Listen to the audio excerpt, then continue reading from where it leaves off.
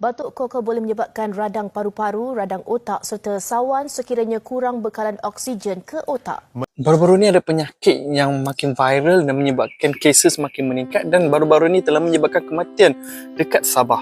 Dan nama penyakit tu adalah penyakit batuk kokol. Dan ada orang kata batuk kokol ni ada jenis Koko Crunch punya penyakit. Betul atau tidak? Jom kita check.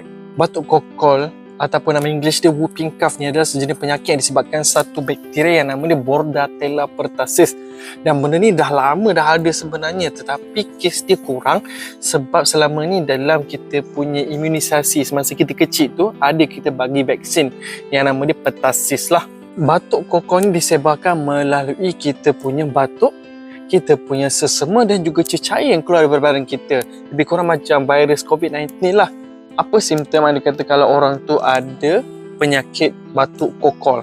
Yang pertama sekali adalah nama pun batuk kokol, so dia akan ada batuk kering yang berpanjangan. Kedua pula mungkin akan ada demam, sesama, dan keempat mungkin akan ada muntah selepas dia batuk. Yang kelima pula dia mungkin akan ada sampai sakit dada bila dia batuk tu. So dia kata kalau benda ni berlaku terus pergi ke klinik berdekatan untuk dapatkan rawatan. Macam mana kita nak bezakan dengan penyakit lain kan? So batuk untuk batuk kokol ni dia beza sikit dan dia ada kriteria dia sendiri seperti whooping. Sebab tu nama dia whooping cough, di mana dia kata selepas dia batuk dia akan tarik nafas yang begitu dalam yang menunjukkan seperti whooping. Sebagai contoh ambil kau, aku berdemo ni untuk korang ni.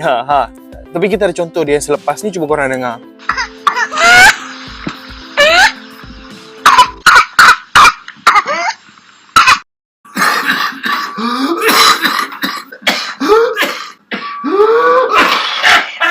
Mana dia boleh menyebabkan kematian sebenarnya? Sebab anda kata kalau korang ada batuk yang berpanjangan, dia boleh menyebabkan korang akan ada kelesuan dan boleh menyebabkan juga korang menghadapi keradangan dekat paru-paru korang.